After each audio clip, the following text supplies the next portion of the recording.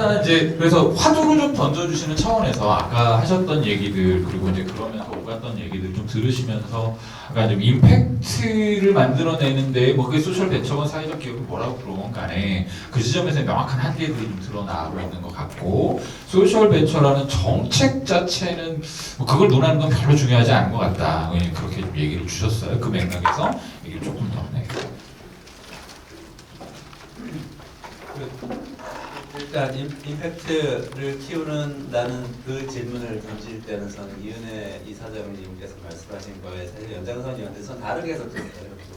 성수동이 확산될 수 있냐가 무슨 영통한 나머지나 이런 것보다도 그 모델이 이제 제 방식대로 해석하자면 그 모델이 어떤 문제를 스케일 있게 해결한다는 것을 모토로 걸고 있는데 그걸 할 수 있냐 이런 이제 그걸 할 수 있으면 뭐 당연히 넓어지겠죠. 많은 사람들이 와서 뛰어들고 해결할 수 있는 게 보이면 돈도 들어오고 정책도 들어오고 그러겠죠. 그렇게 해석을 했고 만약에 그 모델의 요체가 지금 딱 보니까 저는 지금 잘 모르겠는 이제 퍼즐 안에 있는 거죠. 저도 정책도 뭐 이것저것 들여다보기도 하고 했었지만 지금 딱 모르겠는 부분이 이런 거예요. 그 요체가 뭘로 보이냐면 지금은 투자라는 형태, 에코티 투자라는 형태가 새로 생긴다. 임팩트를 소셜 임팩트 내겠다는 어떤 사람들한테 그 전에는 그건 거의 없었는데 그것도 정책이 굉장히 많이 들어와서 정부 돈이 들어와서 그걸 이제 형성하는 지능 정책으로서의 에코티 투자 정책 이것이고 그러면 그 요체는 뭐냐면 이쪽 그 돈을 받아서 일하는 사람 입장에서는 뭐 벤처기업 스타트업 해가지고 투자 받아서 뭐 이렇게 스케일업 하는 것처럼 돈 받아서 임팩트 낼 때까지 자유롭게 이것저것 써볼 수 있게 된다. 이게 이제 핵심인 것 같거든요. 큰 규모의 뭐 아까 말씀드린 자산 매입이라든지 이런 것도 해볼 수 있게 되고 그게 요새인데 그러면은 그것은 어떻게 확장될 수 있는가요? 예컨대 그게 그럼 계속 확장되는 걸 생각해 보면 그 한 기업이 잘했다는 말이죠. 예를 들면 사회주택 말씀하신 매입해서 굉장히 잘했으면 그 기업은 구형 같은 회사로 성장을 하는 것이다.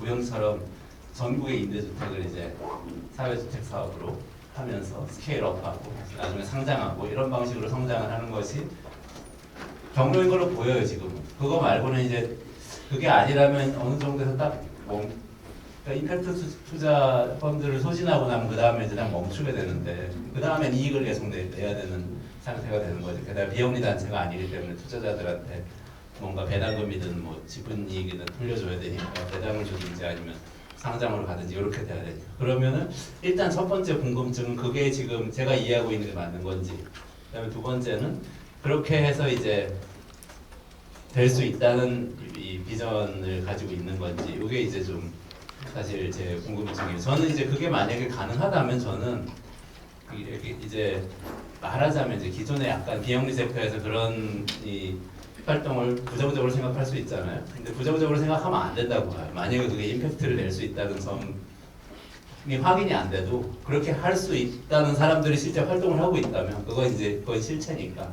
그러면 충분히 예를 들면 기존에 뭐 영리니 비영리니 뭐 이런 거 따지지 말고 충분히 소셜 임팩트라는 카테고리 안에 같이 있으면 서로 이렇게 뭔가 같이 북돋으면서 정책적으로도 이건 에코티 투자라는 방법론이 있고 그거는 저쪽에 있는 거고 그거랑 상관없이 그러니까 지금은 이런 거잖아. 임팩트 투자라고 생겼는데 왜 비영리 안 오냐 이렇게 얘기를 하는데 그거보다는 그건 저런 방식으로 하는 거고 그러면 비영리의 방식으로 뭔가를 받아야지라고 생각해야 된다고 저는 보거든요. 근데 이제 그게 실제로 그런 생각을 많은 분들이 하고 있는지 그게 좀 궁금합니다.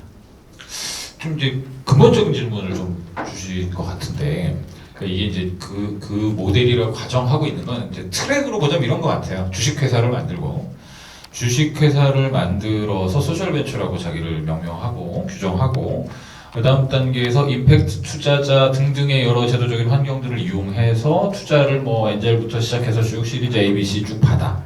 근데 결국은 주식회사인 거고 자본의 논리 안에 있는 구조인 거죠. 이렇게 해서 이걸 막 쏟아주면 특정한 어떤 시점쯤에 그것이 사회적 임팩트를 만들어내기 위한 적절한 모델로서 평가받을 수 있는 거냐, 그러기에 적정한 비클인 거냐, 혹은 소셜 벤처가 취하고 있는 이런 전략, 투자자들에게 지분 투자를 받아서 성장하고 있는 이런 전략 자체가 최종적으로 성공할 수 있는 모델이냐? 말하자면 이 자본주의적 시장 환경 안에서는 결과적으로는 어떤 영리 기업들이 추구해 올 수밖에 없었던 그런 것들을 채택하거나 그렇게 될 수밖에 없을 텐데 과연 거기에 대한 제어 방식이나 솔루션은 가지고 있는 거냐?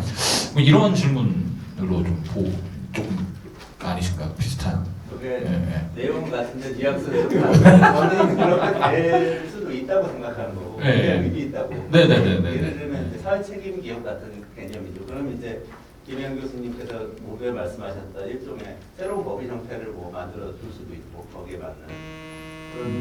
근데 그게 맞냐는 이제 그런 비전이냐는 이제 질문입니다. 네. 혹시 조금 얘기를. 저도 첨언을. 네네네. 예, 뭐 뉘앙스의 문제인 거근데 뭐 우리가 임팩트가 크다면 그게 어떤 형태로 가든 사실은 다 환영한다고 생각하고요.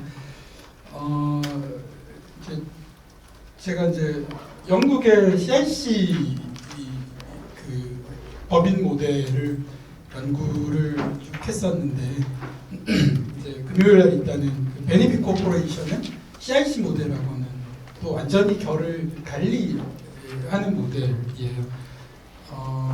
CIC는 이윤 배분 제약도 있고 자산 처분 제약도 있어서 사실은 임팩트 투자가 투자하기에 좀 매력이 떨어지지 않을까. 사실은 그것도 사실 질문 드리고 싶어요.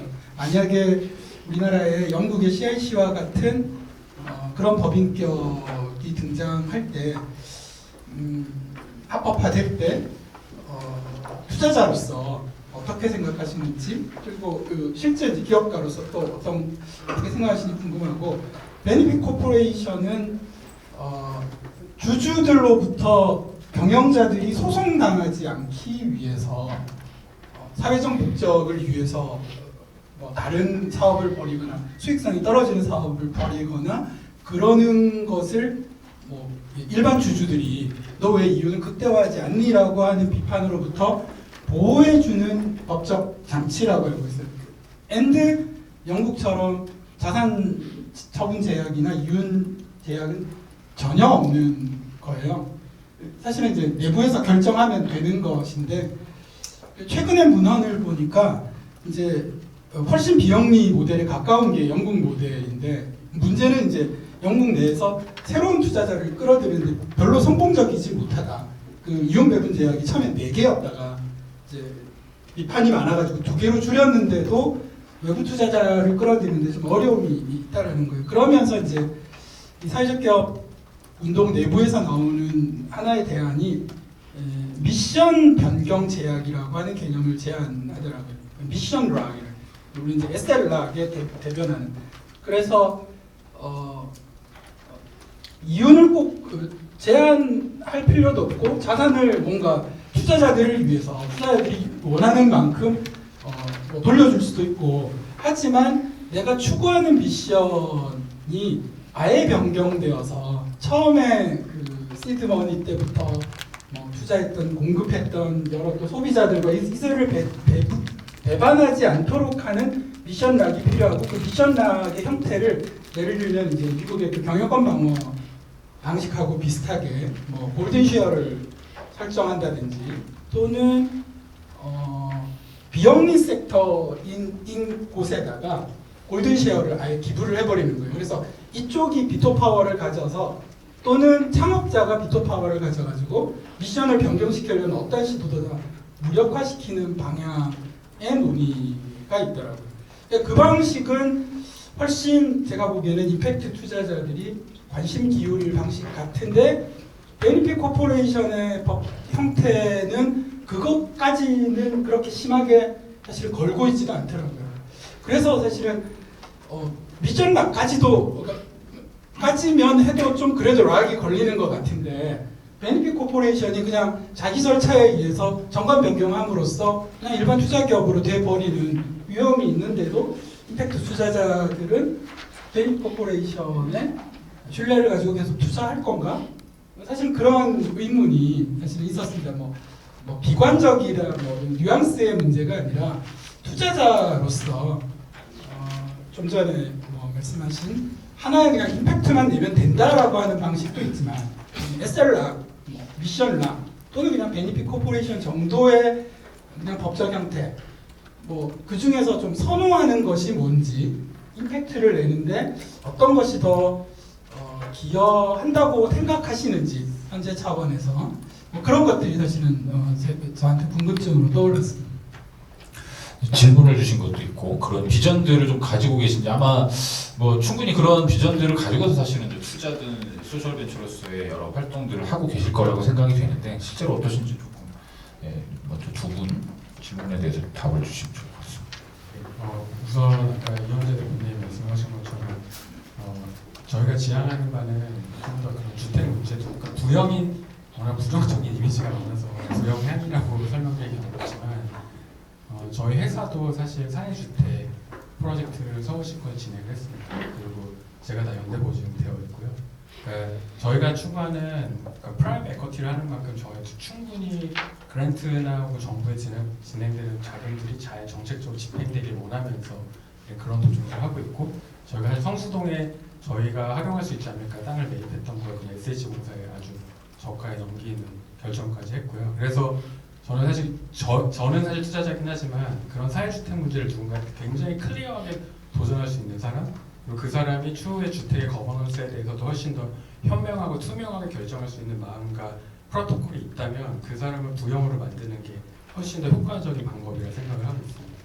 그리고 두 번째는 그 교수님 말씀하신 이제 뭐 인증이 투자에 제약이 있냐 없느냐는 사실 저희 펀드는 그거에 큰 관심 없습니다. 그러니까 왜냐하면 저희가 예비 사회적 기업부터 다 담아 있는 상태거든요.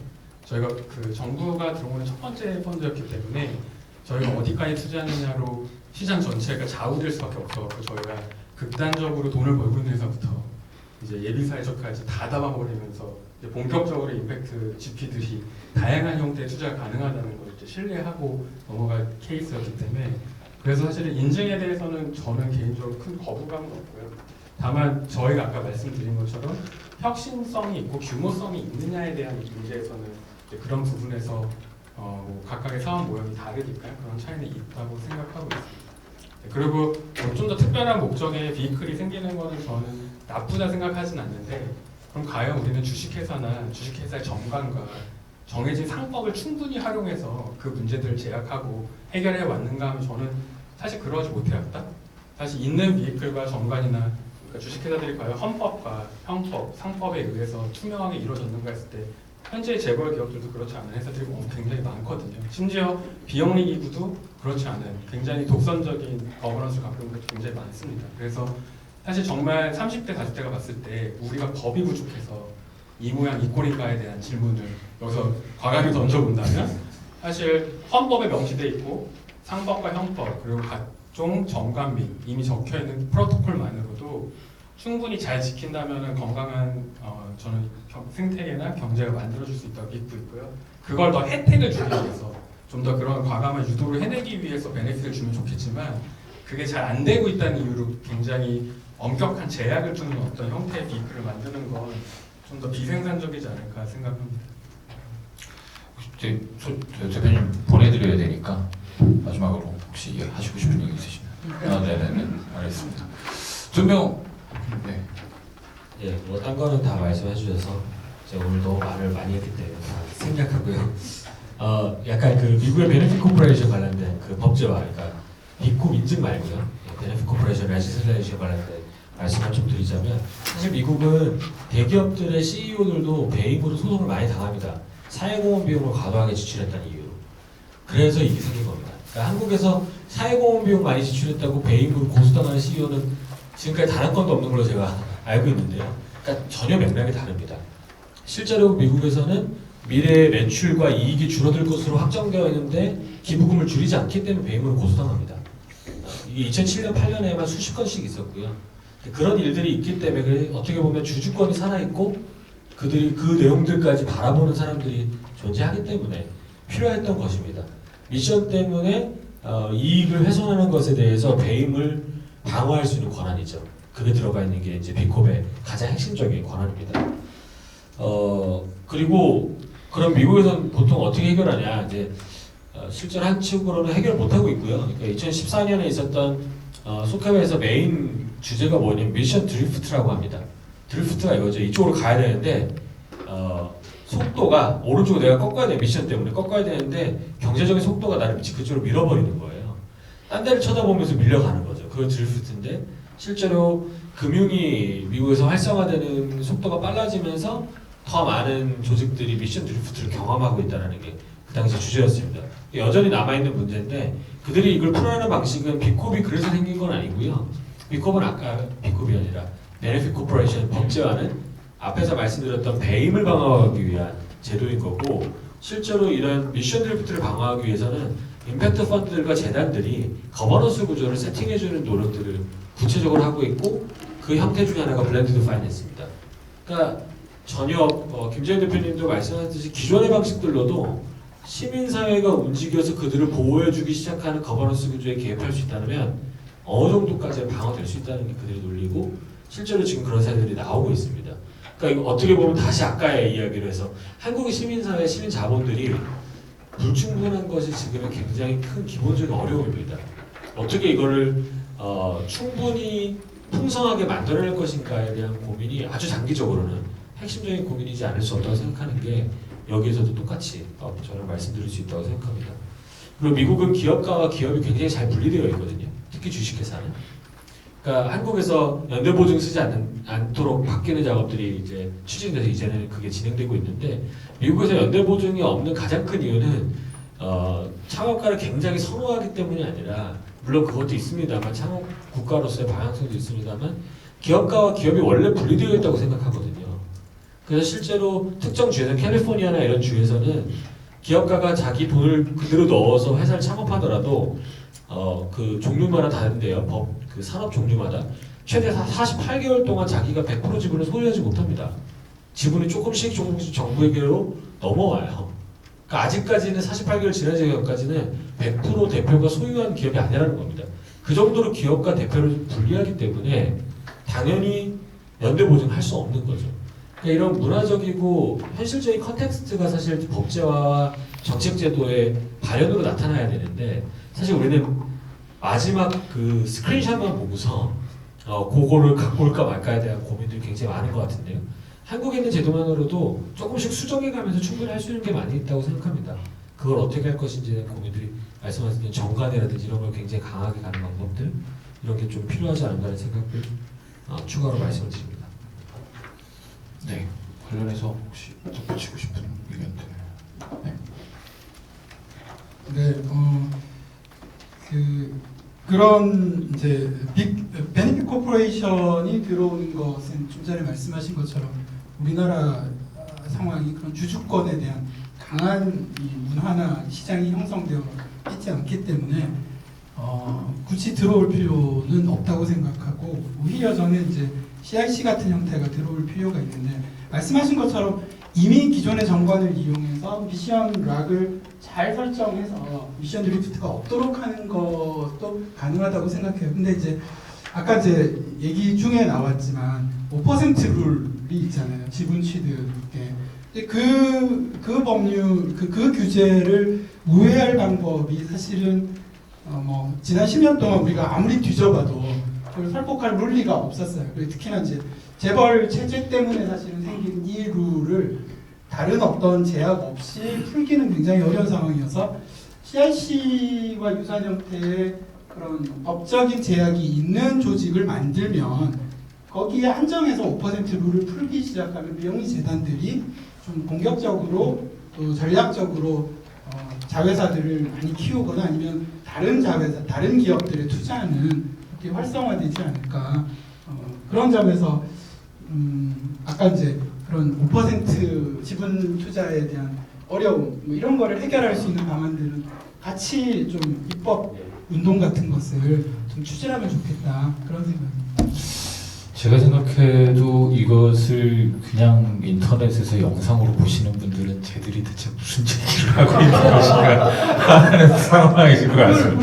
예, 교수님이 해설을 참 예, 잘하시는 것 예, 같아요. 너무 많아서 설명하기가 제가 어디서부터 설명해야 될지 잘 모르겠는데 하여튼 대단히 좀 어려운 개념들인데 어쨌든 얘기하신 좀 아까 이제 미션이 변경되거나 변질되거나 처음에는 이런 일을 하겠다고 했다가 나중에 투자 다 끝나고 투자자들이 뭐 이 결과적으로는 다 회수되거나 더 이상 통제가 불가능한 상황이 됐을 때 통제를 할 수 없는 상황이 됐을 때 자기 미션을 그게 아닌 걸로 싹 바꿔버리고 그렇게 얻은 사회적 이익을 다 어떤 개인들이 사적으로 편취하는 것에 대한 이제 고민들이 다들 좀 있으셨던 것 같아요. 전 세계적으로 그렇고 그러니까 이걸 아예 좀 제도적으로 막을 수 있는 말하자면 주식회사 같은 게 법인격이니까 주식회사형을 기반으로 하되 지금 현재 사회적 기업 인증제도가 걸어놓고 있는 여러 가지 조건 정도가 아예 법인격 안에 내재된 모델, 하이브리드형 모델을 아예 좀 법제적으로 만들어 놓자. 그것이 제어의 한 방법일 수 있지 않겠냐. 이렇게 해서 이제 여러 시도들이 각국에서 좀 진행돼 왔었고요. 영국에서 했던 게 아까 말씀하신 CIC 같은 거였고, 베네핏 코퍼레이션도 마찬가지고, L3C 같은 미국에서의 고민들도 다 그렇게 좀 돼 왔던 것 같습니다. 그리고 아까 5% 제한 얘기를 하셨는데 이거는 무슨 얘기냐면은 재단법인이나 비영리법인이 5% 이상의 지분을 취득할 수가 없게 되어 있습니다. 이게 만들어진 맥락은 사실은 재벌이나 자산가들이 자기의 재산을 은폐하거나 이 수익을 회수하는 우회적 경로들로 자꾸 악용이 되어져서 락을 걸어놓은 거죠. 그러고 났더니 뭐 행복나눔재단 같은 이런 재단들에서 사회적 기업에 투자하고 싶은데 그 기업의 5%까지밖에 지분 투자를 못 들어가는 상황들이 있고 이것을 우회할 방법이 현재로서는 찾아지지 않더라. 그런 의미에서 뭔가 법인격을 만들면 그것이 좀 그런 것을 푸는 좀 실마리가 되지 않을까. 네, 김혜영 교수님이 얘기하셨다. 이제 그런 얘기까지가 좀 진행이 됐습니다. 일단 설명을 좀 드렸고요. 이게 이제 저희가 너무 오랫동안 하면 또 지칠 것 같아서 일단 5시 반까지로 하고 이 자리는 좀 마무리를 좀 할 건데요. 저희가 조금 나누지 못한 얘기들이 뭐냐면 요거 하나는 조금 여쭤보고 싶어요. 이거는 김영수 대표님도 많이 고민하셨을 것 같고 김가영 대표도 마찬가지인데 초기에 이제 창업을 했을 때에는 미션 드리프트 얘기하셨지만 초기 창업을 했을 때 이런 걸 할 거야 라고 이제 선언을 했고 그렇게 하지. 근데 중간에 투자자들이 막 들어오고 투자자의 성격이나 이런 것에 따라서 혹은 조직의 여러 변화에 따라 이런 것들이 취약해지거나 약해짐으로써 결국은 아까 이제 부역 얘기를 했지만 일반적인 영리 기업과 다를 바 없는 조직 상태가 되어갈 수도 있을 텐데 그런 것들을 기업에서는 좀 어떤 방식으로 제어 내지는 컨트롤하고 계시는지 혹은 앞으로 계획들은 어떠신지 그 다음에 투자자로서는 그런 것들을 좀 어떻게 설계하거나 강제하고 계신지 투자자는 좋은 맥락에서 했는데 얘들이 나중에 이제 그렇게 될 수 있는 거잖아요. 투자자 입장에서는 그 각각의 고민들이 좀 있으실 것 같아서 그 부분을 일단 좀 확인을 하면 우리가 너무 과도한 우려를 하고 있는 건지 아닌지를 좀 검토해 볼 수 있을 것 같아요. 그래서 먼저 우리 대표님들 얘기 좀 들어보고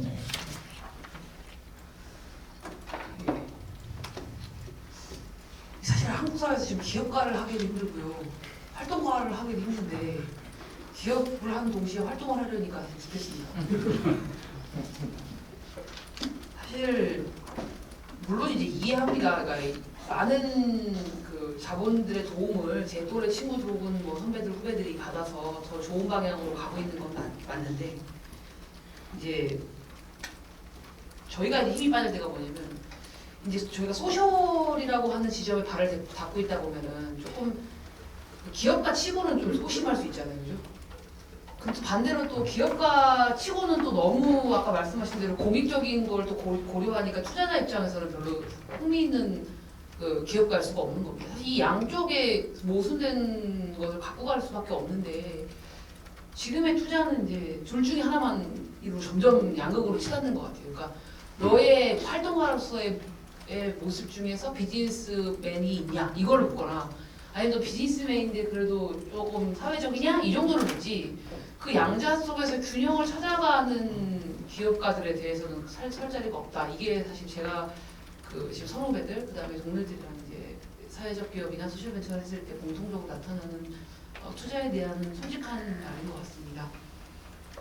게다가 이제 저의 개인적인 거는 뭐냐면 그 기업 어쨌든 이게 소셜벤처는 어쨌든 앙트프러너십이 있는 기업가를 중심으로 시작이 됩니다. 이 사람들이 물론 아주 문제를 많이 일으키기도 하죠. 도덕적으로 문제를 일으키거나 이런 일들이 있는데 그래도 아직까지는 역시 지금 이 기업가들에 의해서 대부분의 소셜 벤처나 사회적 기업들이 가고 있는 겁니다. 근데 이제 문제는 뭐냐면 투자 단계에서 우리 회사 내부의 문제나 내부의 그 소셜 목표에 확 천착해갖고 고민을 해서 다음 단계 투자들로 가는 게 아니라 주변의 투자의 흐름에 따라서 또 저희 이 기업가들이 이제 가는 거예요. 그러니까 이거 좀 이렇게 말하면 좀 정치를 까는 건가요? 근데 이제 그게 아니라 기성 문제 해결하고 있는 사람을 낙담시키는 형태의 이 투자들이 주변에 일어나면 사람이다 보니까 당연히 영향을 받게 되고 나중에는 그게 어떤 형태인지 모호해지는 상황을 만들게 되는 겁니다. 그래서 저 같은 경우 어떻게 해결하느냐? 예. 독재하면 독재지로 현재까지. 그걸 싫어하시는 분들도 있는데 저라고 그거에 대한 리스크가 솔직히 없겠습니까? 매일같이 TV에 나오는 그 종교 사이비 종교들 교주들 보면서 사회적 기업에 있는 기업가 초기 첫 번째 창립자가 한국에서는 처음 창립자들이 일어나고 있는데 자기가 그렇게 흐를 거라고 생각을 안 하는 대표가 더 무서운 것 같습니다. 그래서 저는 그럼에도 불구하고 유지를 하는 이유는 사실 그렇게 하지 않으면 지금 소셜 벤처에 투자되는 투자금이나 그 필드 플레이어들을 제외한 나머지 제도나 금융에 있는 분들의 속도가 너무 빠릅니다. 그래서 제가 보기에 우리나라에 있는 사회적 기업가나 소셜 벤처에 있는 사람들이 과연 이 많은 비용들을 집행하고 향유할 만큼의 자격을 갖췄는가 이것도 사실 다시 돌아봐야 될 거라고 저는 생각합니다. 그래서 사실 이 문제는 소셜벤처나 사회적 기업의 문제는 아니었잖아요. 한국이 항상 그 시민 사회의 자생성을 흐트러뜨릴 만큼의 시장과 정부 모두의 사실 문제가 여기서 다시 일어나고 있는 거라서 요즘 저는 사실 그 한국 사회에서의 시민성이라고 하는 거에 대해서 다시 한번 양쪽에서 고민해봐야 되는 거 아닌가라는 문제 더 많이 고민하고 있고 팁을 조금 드리면 이제 폭탄 선언에도 이제 어떤 사람한테는 뭐 타격일 수 있겠는데 저희 회사는 주식회사가 맞습니다. 그래서 주식회사가 투자를 받아서 또 다른 주식회사에 투자를 하는 형태입니다. 그런데 제가 투자를 받은 분하고는 아주 가벼운 계약서가 있는 상황이고요. 제가 투자한 회사에는 계약서가 한 장도 아직 없습니다. 그 얘기가 뭐냐면 아까 그 소위 CIC나 협동조합이나 이런 것을 초월하는 형태들이 도저히 나와야 사실은 비로소 그러니까 자꾸 우리는 해외에 있는 걸 갖고 와서 여기서 적용을 하는 게 아니고 내가 지금 가지고 있는 처지와 내 주변 사람들을 봤을 때에도 나올 수 있는 해결책들을 도전을 하고 거기에서 나오는 문제점들을 그때그때마다 케이스 체크를 해서 해결해 나가는 그런 자생성들은 애초에 한국 사회에 없는 거죠.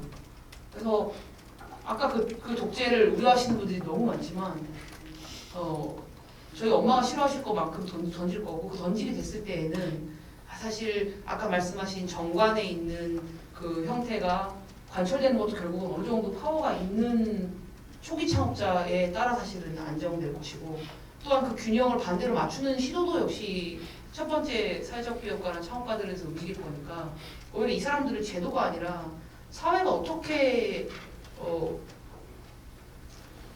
저를 어떻게 제어하실 걸까요? 저라고 하는 사람이 탄생했을 때 우리나라는 저라는 사람이 어디로 향할 건지에 대해서 어떻게 제어하실 걸까요? 사실 그게 제가 기업하는 사람으로서 온몸으로 사회의 시장과 이 제도에 던지는 질문입니다. 네, 감사합니다. 네, 감사합니다. 네, 김원수 대표님.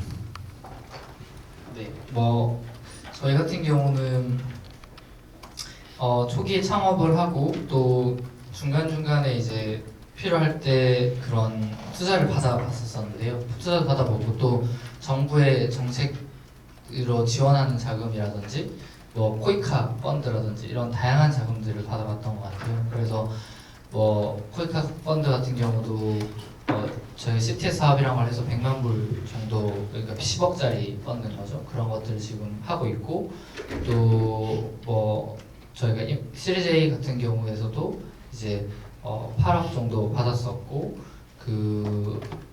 한 이제 밸류에이션도 그래도 꽤 많이 이렇게 계속해서 성장하면서 갔었는데 그 과정에서 오히려 저는 투자를 받고 났을 때 더 힘들더라고요. 오히려 그러니까 투자금이 들어오고 투자를 받았는데 우리가 이 플랜대로 이렇게 성장할 수 있을 것인가 했을 때 실제로 저 같은 경우는 잘 안 됐었어요. 그게 쉽지가 않더라고요. 그러니까 돈이 있다고 비즈니스 플랜이 그대로 가는 것도 아니고 오히려 돈이 들어오면 사람을 더 많이 뽑게 되는데 그 과정에서 문제가 생길 때도 있고 제대로 투자가 안 될 때도 있고 그런 현실적인 경험들이 굉장히 많이 겪었었습니다. 그러면서 뭐 최근에는 이제 저희가 코이카 펀드로 해외 커피 농장을 만들어줘서 그들 소득을 올려주는 사업들을 하고 있는데 최근에 이제 뭐 유엔이라든지 이런 데로 이제 더 확장을 하면서 이 사업을 추진을 하면서 뭐 녹색 펀드라든지 이런 GGI 이런 펀드들이 되게 많은데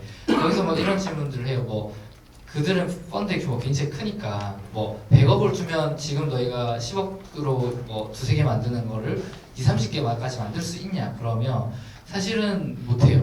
그러니까 돈이 있더라도 우리가 몇십 개 국가에 몇십 개의 그 농가 지원을 할 수 있는 조직력이 되냐? 이러면은 안 되거든요. 그래서 그 돈을 수용을 못 하는 거죠. 그러면서 이게 결국에는 이런 소셜 벤처의 그런 조직력 그리고 그 대표의 역량이 현재로서는 저희는 100만 불 정도의 거를 이제 성공적으로 해봤고 그 다음에 조금씩 이 나무가 크듯이 커가는 것 같은데 물이 이렇게 많으면 나무가 또 썩거든요. 이 뿌리가. 그래서 튼튼하게 자라고 싶은데 그게 또 맞다고 생각을 하고 그래서 오히려 어떨 때는 너무 많은 물을 안 먹으려고 노력하는 것 같습니다. 요즘은 그 기획을 오히려 안 해야지. 뭐 그 물을 안 받아 먹어야지. 그러니까 우리는 좀 고생하면서 튼튼하게 커야겠다. 이 생각을 요즘도 많이 하는 것 같고 열심히 성장해가지고 저라는 나무 그리고 트리플레닛이라는 나무가 성공적으로 커야지 사실 그늘도 주고 열매도 주고 할 수 있는 거지. 이 나무가 비실비실하게 뭐 크면은 그늘도 없고 열매도 없는 나무를 누가 목재로라도 아니면 과일로 쓰겠어요. 그래서 저희는 고목이 되고 싶고 또 큰 이제 나무가 되고 싶기 때문에 그 나무가 되려면은 나무는 속성수는 되게 빨리 자라는 대신에 빨리 죽고 또 빨리 쇠퇴하고 이럽니다. 그래서 천천히 자라야지 정말 오래된 클 수 있는 나무가 될 수 있다는 걸 알기 때문에 그렇게 하기 위해서 조금씩 조직의 체계도 만들고 좋은 사람을 뽑으려고 노력도 해보고 또 저도 많이 공부하고 그러면서 이제 살아가고 있는 것 같습니다. 지금. 대표님도 결과적으로는 기업가가 이거 아까 이제 여쭤봤던 건 어떻게 이제 기준 처음에 초심을 잃지 않는 방법이 뭐냐? 기업가가 하는 수밖에 없다. 공감하시는 거죠, 그렇죠? 김강현 대표님도 그렇고 굉장히 강력하게 가치지향적인 것을 지켜내는 어떤 사람의 존재는 뭐 당연히 굉장히 중요한 표현인 것 같고 이제 물에 대한 이미지가 계속 좀 안 그래도 떠올랐었는데 그 얘기를 주셨어요. 이 소셜 벤처라는 데 들어오고는 수많은 물들이 있는 거고 그것을 그냥 물이라고 보고 그걸 어느 그릇에 담아서 모양을 만들 건지를 설계해내면 되는 거지 이것 자체에 대해서 뭔가 의문을 가지거나 문제 제기를 하거나 하는 것은 좀 과하지 않을까? 뭐 이런 생각을 하고 있었는데 물 얘기를 해주셔서 그렇죠. 과하게 들어가면 썩는 거고요. 적절한 제어가 필요한데 어쨌거나 그것의 컨트롤의 핵심은 그 기업가다라고 표현해 주신 것 같고 두 분은 투자자들 입장에서 아까 질문에 대해서 좀 어떤 부분들을 미션 드리프트가 일어나는 상황들을 제어하기 위한 컨트롤하기 위한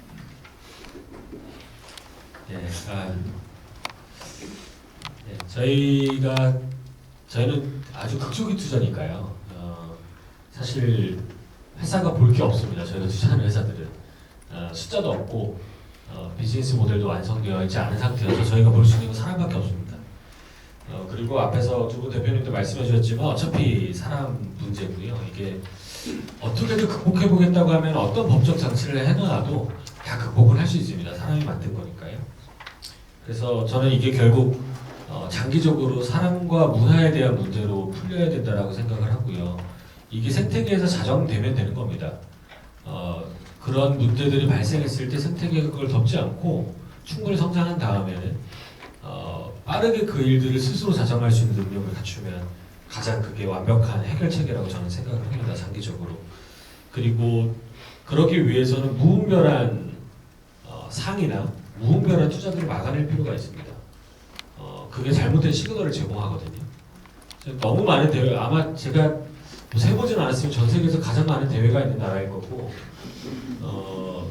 미국에서 가장 큰 소셜벤처 지원 사업, 초기 지원 사업에 그러니까 그냥 단순 상금이죠. 상금에서 제일 많이 주는 게 5천만 원입니다. 우리나라는 현재 3억짜리까지 지금 존재하고 있거든요. 아마 전 세계에서 가장 큰 상금을 갖고 있는 나라일 겁니다. 그게 성공하고는 아무 상관이 없거든요. 오히려 굉장히 잘못된 시그널들 제공하고 있습니다. 몇 명의 심사위원과 지원하는 기업들의 의지에 의해서 뽑히는 그 특정 기업이 마치 그렇게 가는 길이 옳은 것처럼 잘못된 선택들을 초기에 메시징을 하고 있다는 겁니다. 전 이거를 한 10년치를 싹 모아서 공개할 필요가 있다고 생각해요. 그래서 생태계 스스로의 자정 능력을 느끼는 원리는 방법은 기록하는 겁니다. 그리고 통계에서 어떤 것이 틀렸는지에 대해 학습시키는 겁니다. 그 작업이 내년쯤에 꼭 필요하지 않을까? 네, 이런 생각을 합니다. 그리고 마지막으로는 창업 생태계 전체에 대한 문제인데요. 이것도 문제의식으로 출발하는 창업이 아니라 기회와 훈련과 학습으로 출발하는 창업 생태계에 상당한 이슈가 있다고 저는 생각합니다. 너무 청년들에게 학습시켜서 창업하는 거죠. 그게 아니라 창업할 타이밍이 됐기 때문이 아니라 철저하게 어떤 문제의식을 해결하기 위해서 도전을 하는지에 대한 기회들을 열어주고 실험하고 실패하면 다시 실험할 수 있는 기회를 주는 게 창업 생태계의 정상적 구도인데 정부가 정해놓은 일정에 따라서 프로그램에 완성되어 있는 스케줄에 따라서 기업들이 배출되고 있다는 게 굉장히 위험합니다. 그리고 결국 그래서 그들이 지원금을 받는 것과 창업과 투자의 무서움을 모르고 투자를 받고 창업을 하고 있습니다. 그 일들을 어떻게 하면 조금 더 개선해 나가고 제대로 된 목소리들을 지금 창업하는 사람들에게 먼저 창업한 사람들이 전달해 줄 수 있을까? 우리 어떻게 보면 성공해가는 것 같이 보이는 모습들에게만 집중하고 있는 거 아닐까 이런 고민이 있습니다. 아까 이제 김영수 대표님 굉장히 중요한 말씀을 해주셨는데 사실은 투자는 이제 시작일 뿐이거든요. 투자를 받았다는 얘기는 뭡니까? 그거에 몇 배를 불려서 돌려줘야 된다는 얘기입니다. 근데 투자가 마치 성공의 지향점인 것처럼 이야기하는 이 상황은 굉장히 심각한 문제를 일으키고 있다고 저는 생각합니다. 보통 벤처에서 어떻게 하죠? 투자 한번 받으면 길어야 2년, 짧으면 1년 반 뒤에 또 투자를 받아야 됩니다. 이게 특정 규모까지 쳇바퀴 돌리듯이 돌아가는 게 사실 투자 트랙에서의 시작점에 굉장히 괴로운 일이고 굉장히 노고가 많은 일인데 그거를 너무나 완성처럼 생각하고 있는 지금의 문화들을 조금씩 개선해 나갈 필요가 있겠다라는 판단합니다. 그게 저는 특정 법률이 만들어지는 것보다 훨씬 더 중요한 우리 과제라고 생각을 합니다.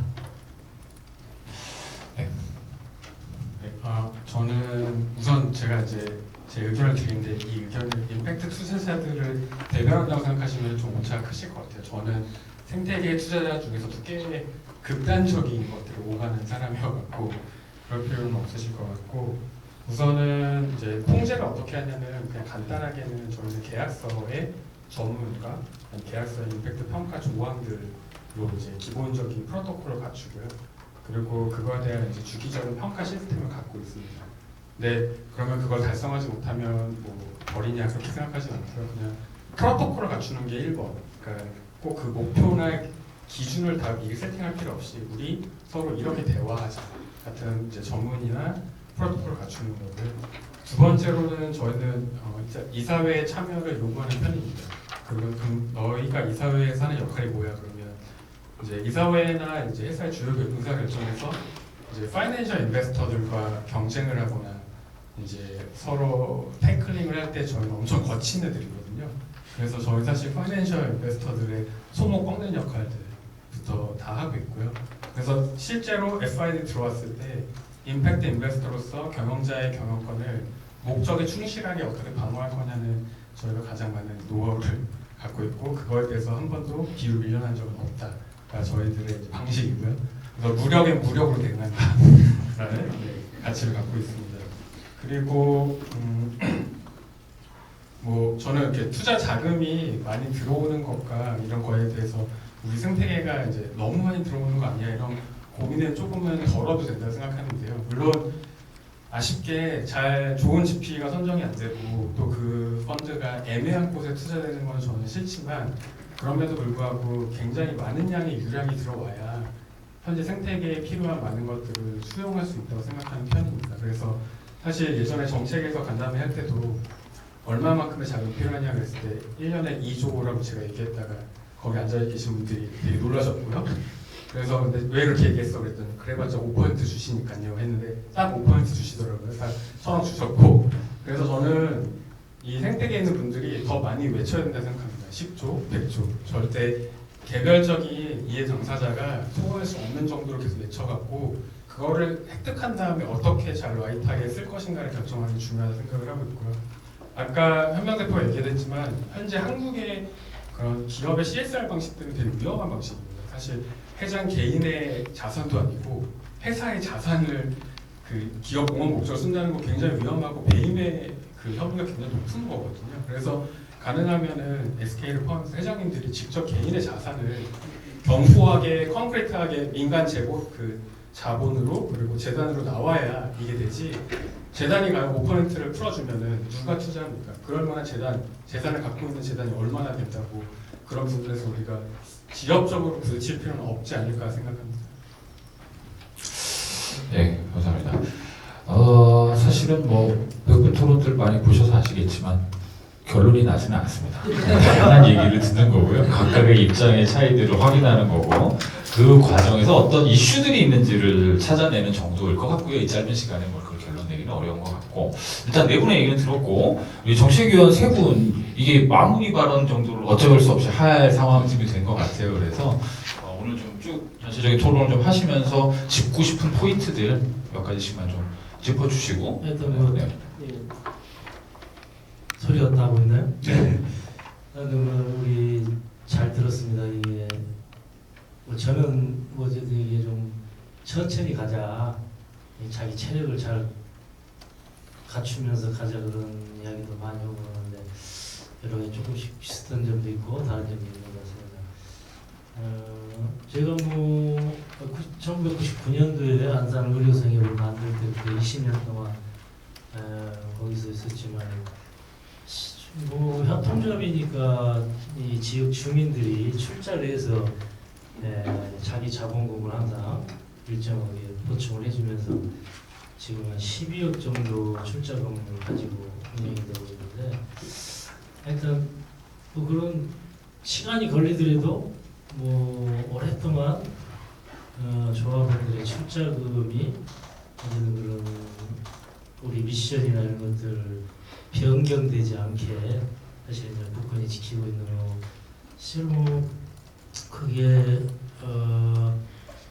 이게 이제 출자금이라는 게 뭐 의료 사업이나 이런 데서는 배당금 모든 데 있거든요. 그래서 뭐 사실은 뭐 조합원을 이제 탈퇴하고 그냥 원금만 찾아가는 형태인데 실제로 조합을 탈퇴하면서도 뭐 그냥 좋은 일 하니까 그냥 출자금을 후원금으로 돌리겠다 뭐 이런 사람도 있고 뭐 찾아가시는 분도 있고 다양한데 그러니까 이제 자본 구성이 상당히 이런 아까 이야기했던 사회적 자본 비슷한 거죠. 우리 안산 의료사협의 사회적 협동조합의 출자금이라는 게 이게 이제 그거는 시민사회의 역량이라도 볼 수 있다고 생각을 해요. 자기의 어떤 한국사회의 어떤 시민사회의 역량 이런 것들이 어느 정도 가 있느냐 뭐 그런 이야기를 아까 하신 것 같은데 그런 자본을 조성하고 그 자본이 정상적으로 자기 목적에 맞게 사용될 수 있는 기재를 많이 가져가는 거. 그런 거는 이제 그런 시민사회의 역량, 사회적인 역량이다. 또 우리 출자금도 사회적 자본이다 이렇게 저희는 이제 보고 있고 그런 바탕이 좀 튼튼하게 있으면 오래 가는 것 같아요. 이게 뭐 크게 부침이나 이런 거 없이 여기 이제 다른 여러 다른 자원들이 이렇게 좀 더해지면 좋죠. 저희도 뭐 사실 사회적인 이슈들을 해결하기 위한 많은 과제들 많이 가지고 있어요.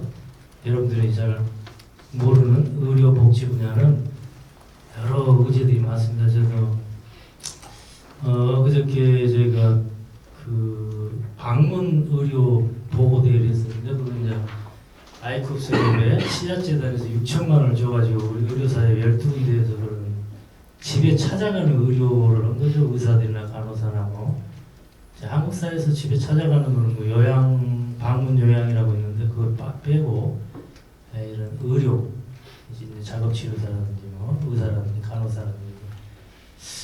거기서 사실 이게 딱 사진 한 장이 한의사가 한 분이 이제 한 6명의 발표자들이 나와서 이제 자기들 방문 의뢰하는데 진짜 원주 쪽에서 나온 사진인데 이게 하루에 그냥 화장실은 여러 번 가잖아요. 이렇게 대소변을 보기 위해서. 근데 이게 그 대변, 소변을 보기 위해서 화장실 가서 위에 올라가는 게 힘든 거예요, 사실은. 이게 바닥을 어떻게든 기어서라도 가는데 또 몸을 안 치는 거. 근데 24시간 내내 이 사람은 뭘 들볼 수는 없잖아요. 그러니까 이게 이제 한의사가 뭘 만들었더라고. 이렇게 뭐 이동도 하면서 위로 올릴 수 있는. 참 이게 뭐 시장에는 나와 있을 거예요. 근데 굉장히 비싸요, 그런 게 이제. 근데 보통 뭐 그 여기 방문 의료 온다는 게 굉장히 좁은 지역에서 일어나는 일이거든요. 뭐 이렇게 시장에서 나도는 좁은 의료기기가 이렇게 돌아다녀가지고는 안 되는 건데, 그러니까 이게 이제 사실은 그 이런 방문 의료가 한국 사회에서는 거의 안 일어나고 있는데, 방문 의료가 일어날 때 이런 행위에 대한 지점들, 그런 각 가정의 조그마한 공간에서도 이 사람이 이동하면서 대소변을 자유롭게 볼 수 있는 거죠. 사실 이런 것들 좀 젊은 벤처기업들이 좀 나타나가지고 이게 좀 대규모 대량 생산해가지고는 안 될 거예요. 제가 보기에는 집집마다 구조가 다 틀리고 넘어야 될 그런 이제 이런 그 저희가 이제 뭐 이런 보건 의료복지 분야에서 좀 짧게. 좀 새로운 벤처들이 좀 나와서 이런 한국 사회 노인들이 지금 거의 14%가 넘고 2026년도면 이제 25%가 되는데 이런 것들을 좀 할 수 있는 거는 아주 좀 도전적인 기업가들이 많이 나오면 좋겠다는 생각을 해서 선생님 뭐 제도나 환경을 이용해서 그런 일들까지를 좀 같이 할 수 있는 파트너들이 많이 만들어지면 좋겠다 생각을 해서 네, 저는 중간에 질문도 하고 그래서 뭐 저희가 얘기하고 끝내는 게 아니라 우리 네 분이 마지막 발언을 할 수 있다면 진짜 이 정책만은 이렇게 고치면 좋겠다, 이런 정책이 좀 나오면 좋겠다라고 하는 것을 마지막으로 좀 얘기해 주셨으면 저희가 정책위원회에서 주최하는 자리이기 때문에 그런 그 제안들을 저희가 또 좀 더 검토해서 아젠다화 시키는 데 노력하겠습니다. 네, 감사합니다. 뭐 오늘 얘기가 어떤 거는 약간 예각화시키기 위해서 마치 이분법적으로 이제 이렇게 했지만 사실 그런 식의 생각은 없고요. 이제 제기하셨듯이 보조금에 대한 경로 의존이 이제 투자금에 대한 경로 의존으로 사실 이렇게 반복될 위험에 대해서 사실은 좀 같이 연대하자라는 생각이 있고요. 그런 차원에서 사실 뭐 해외에서 이런 사회적 투자 뭐 이런 것들이 많이 늘어나는데 그 기금이 한국처럼 이런 이제 자본력 있는 곳에서만 또는 정책 자금으로서만 오지 않잖아요. 그러니까 결국은 계속 고민하다 보면 시민들이 같이 참여하거나 전체 경제 구조를 바꿔 나가야만 한다라는 어떤 것 속에 시민들이 고용인으로서 뿐만 아니라 뭐 여러 가지 형태의 그런 걸로 출연할 수 있도록 하는데 여하튼 좀 같이 해서 우리 그 원하시는 그런 성격의 투자자로서의 역할들을 계속 할 수 있기를 기대하고요. 그리고 임팩트 얼라이언스가 약간 사회적 싱크탱크이자 뭔가 이런 새로운 소셜 벤처들 안에 사회적 합의를 이끄는 뭐 이런 역할들을 해서 사실 규모 있는 그 문제 해결력이라는 건 사회적 경제도 지금 잘 못 풀고 있어요. 예를 들어 대표적인 신협이 원래는 지역 신협이 많으니까요. 지역에 돈이 돌게 하자라고 시작을 했는데 나중에는 수익성 여러 가지 때문에 지금 과연 그런 역할을 하는가 놓쳐버린 거거든요. 그러니까 굉장히 비전 중심적인 조직으로 많이 이렇게 변질도 되고 우리는 또 그런 걸 새로 못 만들고 지난 한 10몇 년 동안 이런 한계들을 보이고 있어서 이거는 개별 기업가 정신 정말 중요하지만 개별 기업 차원의 과제로 던져줘서 한국 사회의 아주 근본적인 문제까지 건드릴 수 있는 그런 어떤 변화를 만들기 굉장히 어렵다라는 생각이 갈수록 많이 들어서 그래서 그 소셜은 개별 기업 차원에서 해소되는 것이 아니라 어떻게 사회적 출자자를 만들 것인지 어떻게 사회적인 문제에 대한 우선순위 부여에 대한 사회적 합의를 만들 것인지 이렇게 약간 큰 논의는 좀 같이 해나갈 수 있는 장이 이어졌으면 합니다. 네, 감사합니다. 아까 김영 교수님 얘기하신 대로 이 네 분의 얘기를 좀 마지막으로 해서 정리를 좀 할 텐데 질문하신 정책적으로 조금 같이 좀 힘을 모았으면 좋겠다라는 것들이 있으시면 그런 얘기 조금 해주시고요.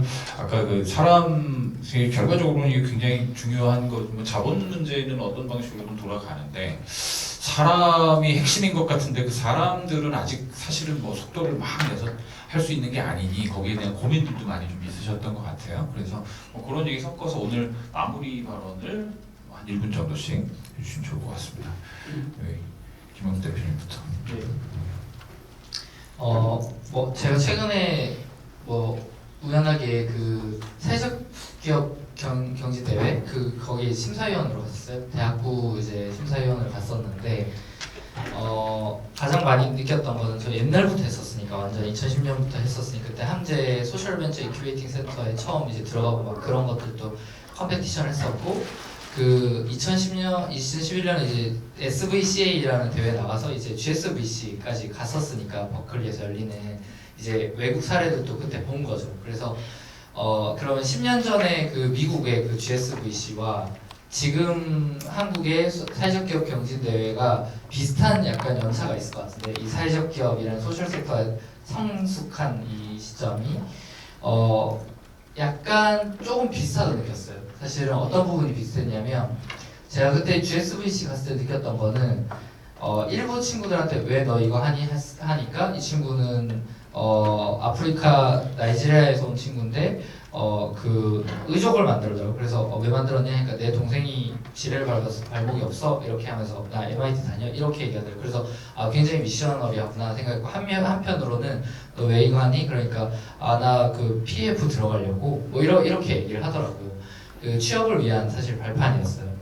근데 최근에 제가 이제 대학부들을 보니까 한 80%는 기회와 학습과 뭐 스펙을 위해서 사실 이 소셜 벤처를 하는 것 같고 그래서 저희 심사위원들의 주요 질문이 이거 창업하실 거예요? 이게 첫 번째 질문이었어요. 그래서 다들 계속 창업하실 거예요? 이렇게 물어보면 할 겁니다 하는데 이 미션에 대한 성숙도나 문제의 제기와 문제의식에 대한 성숙도가 느껴지진 않더라고요. 비즈니스 모델이나 이런 거에 있어서 구글링을 한 거구나 이렇게 느껴지지 이 사람이 진짜 이거 하고 싶어서 하는 건 아닌 거 아닌가라는 느낌이 많이 들다 보니까 이거 하실 거예요? 창업하셔야 돼요? 나중에 설득까지 하더라고요. 그래서 그런 걸 좀 보면서 저는 예전에 저희가 2010년에 창업하고 막 했을 때는 진짜 미셔너리한 사람들이 모여가지고 이거 진짜 하고 싶어하는 사람들만 모여있다 보니까 소수였고 또 그렇기 때문에 좀 더 생략하고 얘기하는 것들이 가능했는데 지금은 이 동기부여를 해야 되는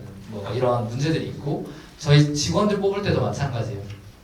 이 미셔너리해서 온 게 아니라 이 동기부여를 통해서 이게 계속 가야 되는 친구들이 많다 보니까 진짜 오래 할 거냐에 있어서는 끝까지 할 거냐에 있어서는 사실 통과 못하는 경우들이 많거든요.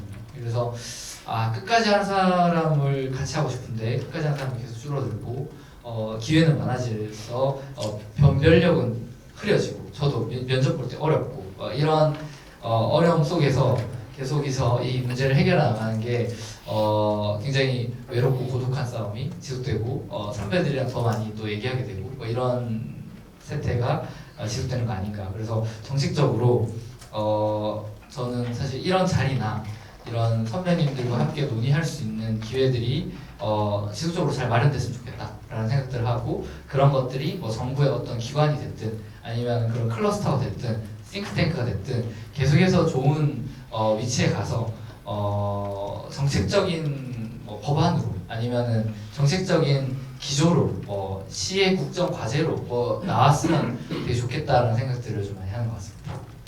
네, 감사합니다. 김광현 교수님.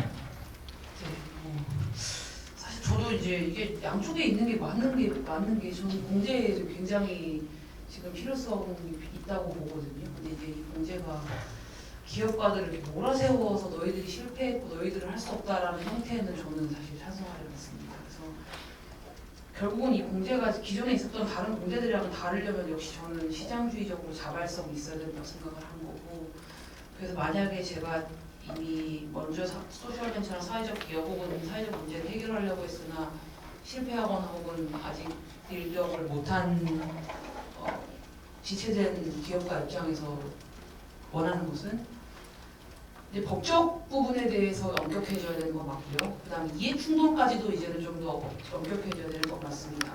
근데 이제 그 기업가들이 여기 우리나라 어쨌든 그래도 자본주의인데 이 엄격함은 치열하게 좀 연구해 주시되 좀 노력들이 좀 자연스럽게 엑스트되는 환경들은 분명히 자연스럽게 마련이 되어야 될 거라고 봅니다. 만약에 이 기업가 이 소셜벤처나 사회적 기업으로 들어온 사람들의 지금까지 들인 노력과 이런 것들이 안어이든 아니면 명예이든 아니면 그 자기가 그 노력하고 있는 그 네트워크 내에서의 박수이든 혹은 그게 화폐 자본이든 어떤 형태로든 인간은 사실 보상받을 때 조금 암처럼 잘못 자라나는 걸 막을 수 있기 때문에 그런 기본적인 자율성은 사실은 성수나 이런 데서 논의되는 것들이 좀 반영됐으면 좋겠고, 다만 요즘에 한국 사회에서 좀 고민하고 있는 법적이고 이해 충돌적인 부분들에 대해서는 좀 엄격하게 좀 한번 정리를 하고 넘어가야 저희 소셜 벤처 혹은 사회적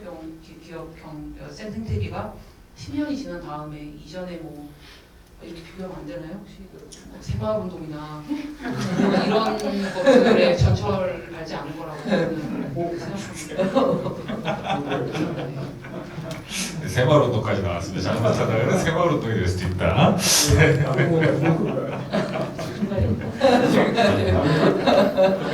네, 저는 이미 나온 얘기들 빼고 짧게 10초씩, 20초씩 3개 했습니다.